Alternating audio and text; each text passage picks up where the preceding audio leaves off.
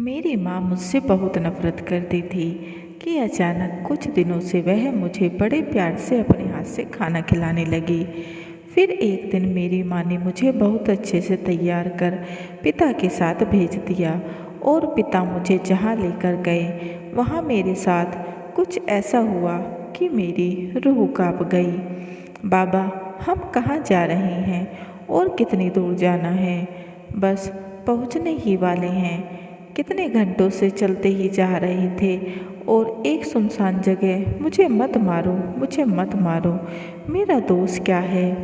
एक बार की बात है, एक महिला बहुत दुखी होकर अपने पति से बोली, हमारे हालात और ख़राब होते जा रहे हैं। अब तो एक वक्त की रोटी भी लाले पड़ने को तैयार हैं और ऊपर से यह बेटी मनहूस रबड़ की तरह पड़ी होती जा रही है। कहाँ से इसके हाथ पीले करेंगे? पत्नी की बात सुनकर पति भी चिंतित हो उठा। फिर एक दिन पति पत्नी ने एक योजना बनाई। पति रोज जंगल से कुछ पत्ते लेकर आता, पत्नी को देता। वह रोज अपनी बेटी को खाने में मिलाकर खिलाने लगी। ऐसे ही समय बीतता रहा। फिर एक रात वह पत्नी पत्नी कमरे में बैठकर बातें कर रहे थे कि तभी उनकी बेटी ने बाहर से उनकी बातें सुन ली। पति कह रहा था, बस ऐसे ही यह बूढ़ी बेटी को खिलाती रहो, धीरे धीरे वह कमज़ोर हो जाएगी और फिर एक दिन ले जाकर नदी में धक्का दे दूंगा।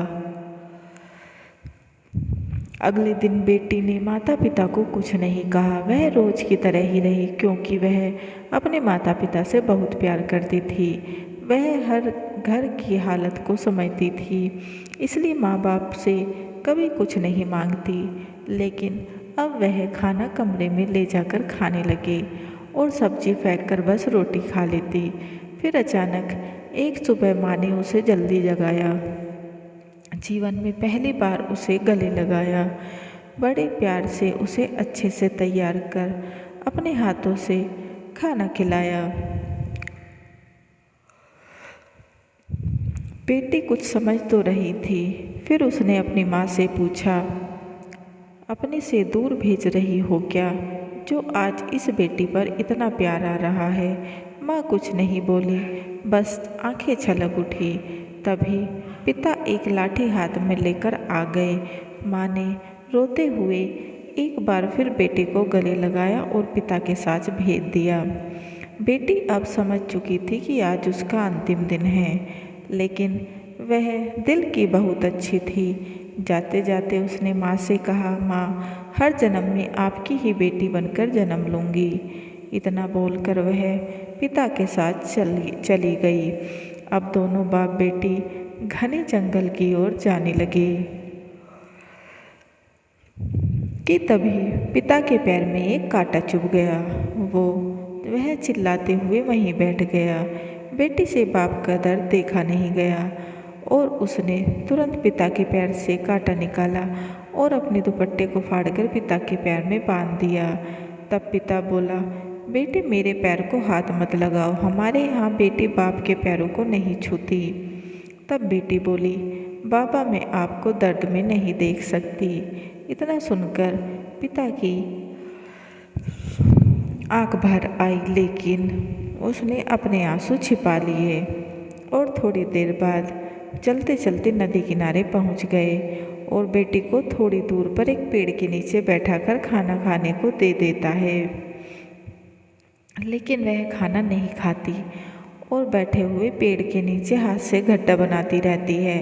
पिता परेशानी में इधर उधर बेटी को खाना खाकर बेहोश होने का इंतजार करता है कि तभी अचानक सामने से एक जंगली जानवर आकर उसके पिता पर हमला कर देता है। वह लाठी से उसे भगाता है, लेकिन उसका पिता जख्मी हो जाता है। वह पिता के जख्म दुपट्टे से साफ करती है और दुपट्टे से हवा करती है। पिता गुस्से में उसे धक्का दे दूर कर देता है। उस पर बेटी बोली, बाबा, मुझे मारने के लिए इतना कष्ट क्यों उठा रहे हो? मैं खुद ही नदी में कूद कर अपनी जान दे दूंगी। यह सुनकर पिता हक्का बक्का रह गया। तुझे कैसे पता मैं यहाँ तुझे मारने लाया हूँ? तब वह बोली, बाबा, मुझे मालूम है, मैं आप लोगों पर बोझ हूँ, इस परिवार के लिए मनहूस हूँ, इसलिए आप मुझे यहाँ मारने के लिए लाए हैं। तब पिता तिलमिलाते हुए बोला, हाँ है तू मनहूस, अगर आज तेरी जगह बेटा होता तो यह दिन नहीं देखना पड़ता। इतना बोलकर पिता दर्द में इधर उधर घूमने लगा। अब जख्मों में दर्द हो रहा था। तब बेटी बोली, हाँ बाबा मैं मनहूस हूँ, तभी तो मेरे मरने पर भी आपको इतना दर्द मिल रहा है। आप घर जाओ, मैं खुद ही नदी में कूदकर मर जाऊंगी या कोई जंगली जानवर मुझे खा जाएगा, लेकिन घर वापस नहीं आऊंगी। इतना बोलकर वह उसी पेड़ के नीचे बैठकर रोते रोते गड्ढा खोदने लगी कि तभी अचानक उसके हाथ में कुछ टकराता है। वह और मिट्टी हटाकर देखती है तो एक छोटा सा संदूक नजर आता है। वह अपने पिता को बुलाकर दिखाती, दोनों मिलकर मिट्टी हटाते हैं और उसे बाहर निकाल कर देखते हैं तो उनकी आंखें फटी की फटी रह जाती हैं। उस संदूक में गहने और सोने के सिक्के होते हैं। उन्हें देखकर पिता की आंखों में आंसू आ गए और वह बेटी से बोले, बेटी तू मनहूस नहीं बल्कि हमारे घर की लक्ष्मी है, चल वापस घर चल। इतना सुनकर बेटी मुस्कुराने लगी और पिता से बोली, बाबा अब यह धन दौलत मिल गई तो आप मुझे घर लेकर जा रही हैं, कल को यह धन खत्म हो जाएगा तो फिर से आप मुझे मारने यहाँ ले आओगे, इससे अच्छा मैं अभी मर जाऊँ। पिता बेटी के पैरों में गिड़गिड़ाने लगा, बेटी माफ़ कर दे, बेटियाँ बोझ नहीं घर की लक्ष्मी होती हैं, तू तो अपने बाप को एक कांटा चुभते नहीं देख सकती और मैं यह क्या करने जा रहा था। अब बेटी भूखे रहेंगे तो तीनों साथ रहेंगे और मरना भी होगा तो साथ मरेंगे, नहीं तो कोई नहीं।